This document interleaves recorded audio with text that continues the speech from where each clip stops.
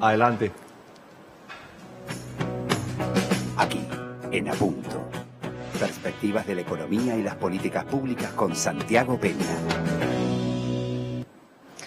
Bueno, Santiago, Augusto tiene muchas consultas que tienen que ver con el ámbito internacional, sobre todo, y cómo, que es lo que nos estaba comentando antes del inicio oficial de este bloque.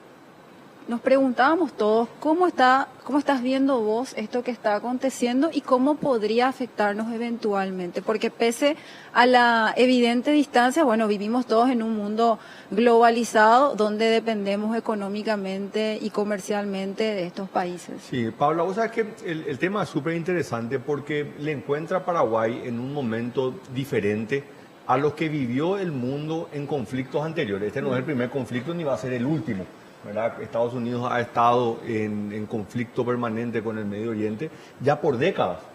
Y esto ha tenido repercusiones económicas a nivel internacional, pero lo que hoy le encuentra a Paraguay, o donde le encuentra a Paraguay, es un Paraguay mucho más integrado al mundo. Paraguay hoy emite bonos en los mercados internacionales, hoy Paraguay tiene una economía que es, yo te diría que es 3-4 veces más grande que el último conflicto que había tenido Estados Unidos con el Medio Oriente, entonces obviamente los impactos se sienten mucho más.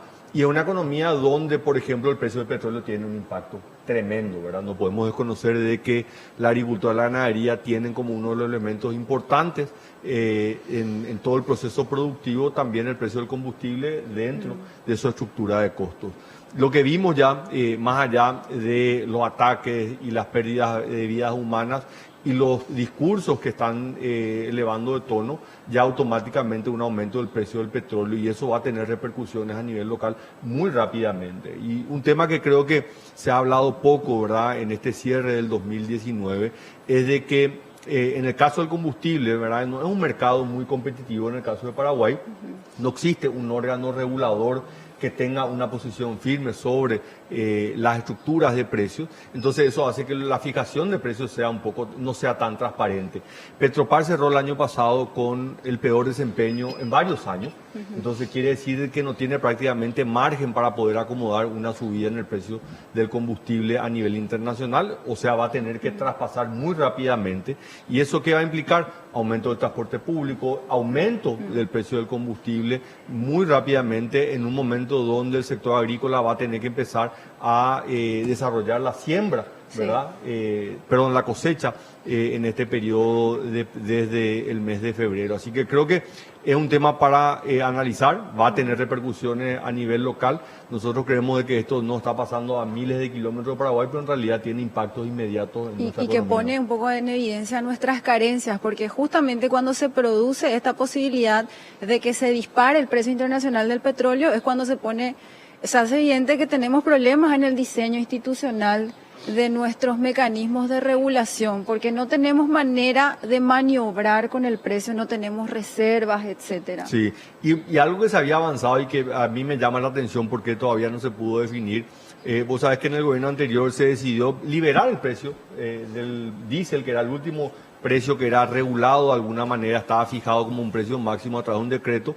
Hacia finales del gobierno anterior se liberó, entonces hoy no hay ningún impedimento para que puedan aumentar o disminuir los emblemas privados. Pero lo que se había consensuado es que haya una estructura de precios que le permita por lo menos a la entidad pública, que es Petropar, ¿verdad?, poder saber realmente cómo fija sus precios, que todos los ciudadanos sepamos en qué momento está generando ganancias o está teniendo pérdida una empresa pública que finalmente es de todos los paraguayos.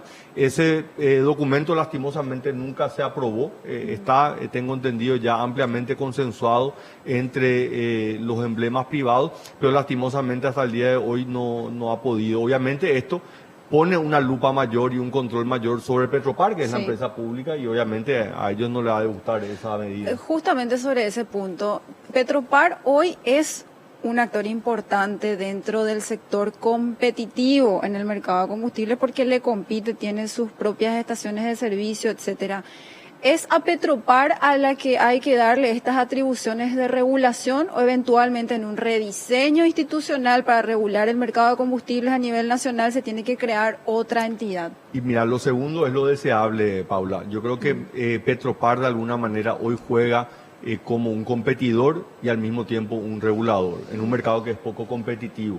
Así que creo que no es el ideal lo que nosotros hoy tenemos. Deberíamos tener un órgano regulador mucho más fuerte. De alguna manera el Ministerio de Industria y Comercio cumple ese rol con la Dirección de Combustibles, pero no tiene la relevancia que debería tener. Y esto se da en gran parte también por la influencia política que ejerce Petropar, ¿verdad? En este gobierno hemos visto cómo el presidente, a pesar de los innumerables cuestionamientos que ha tenido la administración actual de Petropar, ha salido abiertamente a respaldarlo, ¿verdad? Sí. Entonces, ¿qué ministro de Industria se va a animar a cuestionarle a la presidenta de Petropar cuando tiene el presidente de la República que le está respaldando públicamente a pesar de todos los cuestionamientos? Así que creo que es un tema que tenemos que analizar, no podemos desconocer más allá de los conflictos bélicos que tienen implicancias geopolíticas a nivel mundial.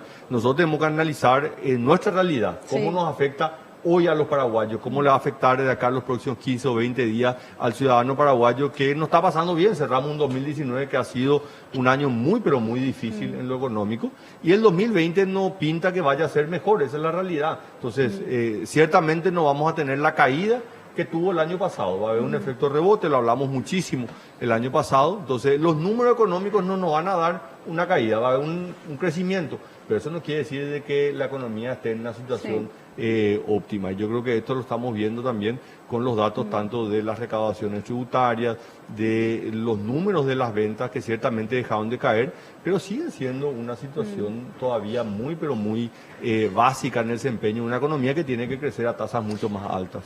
A propósito de temas que se ponen así en relieve, ¿verdad? Y la incidencia que tiene el precio del combustible en nuestra economía. Dentro de nuestra matriz energética, si bien nosotros tenemos abundancia de energía eléctrica, la energía eléctrica está en último lugar. Está la biomasa y después ya están los combustibles fósiles. ¿Qué te parece que se está haciendo en materia de políticas públicas para cambiar esa matriz? ¿O qué se debería hacer, al menos si no se está haciendo algo significativo? Mira, nosotros, este es un lindo debate, ¿verdad? Y hay gente que conoce mucho más sobre política energética que yo. De hecho, hay un plan Paraguay 2040 sobre la política energética, cómo ir aumentando el uso de la energía eléctrica de fuentes renovables, como es la que tiene Paraguay, y ir reemplazando. Pero tenemos que también entender de que no vamos a reemplazar el 100% de la biomasa. Lo que sí tenemos que entender es que el uso de la biomasa tiene que ser de una manera sostenible. Nosotros tenemos un sector de la agroindustria que necesita la biomasa, no solamente de consumo doméstico. Y tenemos también todavía un consumo doméstico que está dado por una economía todavía muy rural. Paraguay es la economía menos urbanizada de América Latina. Entonces, en la medida que empecemos a ver todavía una mayor migración del campo a la ciudad, y probablemente se vaya reemplazando ese uso. Entonces, ¿cómo nosotros podemos aumentar? Y aumentando el uso de nuestra propia energía hidroeléctrica, ¿verdad? Hace pocas semanas se inauguró la línea de 500 kV, que fue construida ya, se inició en el gobierno anterior, hoy ya permite retirar el 100% de la energía que corresponde a Paraguay, producida por Yacyretá, y lo mismo deberíamos hacer en el caso de Itaipú. Mucha gente habla del peligro de que Paraguay agote las fuentes de generación que tiene actualmente. Yo creo que eso es muy bueno, porque eso nos va a llevar a pensar en nuevas fuentes de generación hidroeléctrica, pero también de energía solar, donde hay un enorme potencial, principalmente en el Chaco paraguayo. Quería recurrir a tu ser burócrata importante dentro de procesos